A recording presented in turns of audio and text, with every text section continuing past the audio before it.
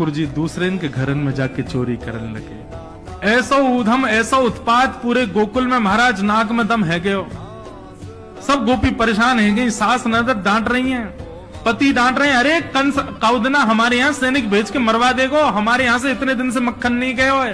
गोपियां सब चिंतित भी होती हैं, लेकिन सबको अच्छा भी लगता है कन्हैया आके चोरी करते हैं। तभी उन गोपियों में एक गोपी थी, उसका नाम था प्रभावती। प्रभावती गोपी एक दिन सब गोपियों से बैठ करके चर्चा, सब गोपियां कह रही थी मेरे घर की तो ऐसे कर गो, मेरे यहाँ तो ऐसी मटकी फोड़ गयो, मेरे यहाँ ऐसा माखन चुरा गयो। प्रभावती व्यंग में हंसने लगी, हंस करके बोली आज तक मेरे यहाँ दृष्टि भी नहीं डाली उस कन्हैया ने। अरे तेरो घर कैसे बच गयो? बोले अरे कन्हैया को अपने प्राण प्यारे होंगे तो मेरे घर के आसपास भी नहीं आवेगो, तो जाने ना है मेरा नाम प्रभावती है। अब ये बात गोपी कह रही थी सब सखियों से। इतने में ही वहीं एक बालक था, वो ठाकुर जी का मित्र था। वो ठाकुर जी के पास दौड़ो दौड़ो गए, वो लाला एक गोपी है प्रभावती वाने यूं कहिए लाला को अपने प्राण प्यारे होंगे तो आवेगो मेरे यहाँ चोरी करवे, मेरे यहाँ आई ना सके, प्राण प्यारे यही मारे ना आवे।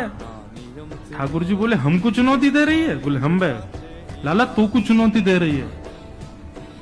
बोले अगलो धावो यही के घर मारनो है। सबसे पहले तो ठाकुर जी ने प्रभावती के देवर को अपना सखा बनाया। देवर कितना बड़ा, वो भी छोटा सा ही था। ठाकुर जी ने उसको अपना सखा बनाया।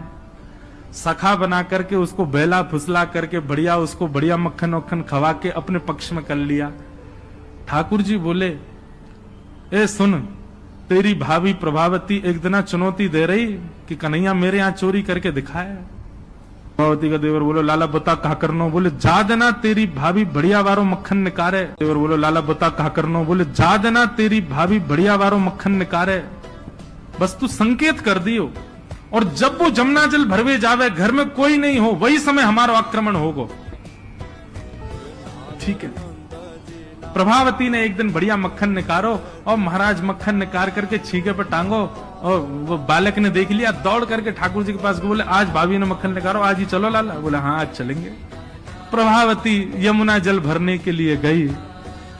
ठाकुर जी उसके यहाँ प्रवेश कर गए, और प्रवेश करके महाराज चार के ऊपर तीन के ऊपर दो के सबसे ऊपर ठाकुर जी, और ठाकुर जी लेकर के बढ़िया मक्खन खाने लगे। मक्खन पाते हैं, ग्वाल बालों को पवाते हैं, और जब सब पा लेते हैं तो फिर मरकान भूषण संग में बंदर और चलते हैं उनको भी पवाते हैं। लेकिन प्रभावती के यहाँ इतना मक्खन था, ठाकुर जी का भी पेट भर गया, ग्वाल बालों का भी भर गया, और सब बंदरों का भी पेट भर गया, लेकिन मक्खन अभी पूरा नहीं हुआ, खत्म नहीं हुआ। ग्वाल बोले लाला मक्खन तो अभी बहुत सारो बच गो। ठाकुर जी बोले ये प्रभावती हमको बड़ी चुनौती दे रही ना, याकू ने मजा तो चका जाए। सो कहा कियो। ठाकुर जी ने एक हंडी लई, एक लठ लियो, और वहां से वह हंडी को फोड़ दियो, जितनो मक्खन हो सब नीचे गिर गयो, और वह मक्खन को चौका लगा गए, पोंछा कर गए पूरे घर में। एक कोने पे जाके मक्खन रह नहीं जाए कहीं भी, और पूरे में बढ़िया चौका लगा करके, और ठाकुर जी अपने ग्वाल बालों के संग अंधेरे में छुप के खड़े है गए। बोले देखियो अब मजा आवेगा, प्रभावती आवेगी। प्रभावती आई, सिर पर दो मटकियां बड़ी अचक करके चल रही थी, संभल के चल रही थी। जैसे ही वहां ने द्वार खोलो, और द्वार खोलते ही अपना पाम भीतर धरो, रिपटी महाराज ऐसी रिपटी सिर में लगी, कमर में लगी, हाथ पाम बाकी सब एक है गए, और गिरी सो गिरी।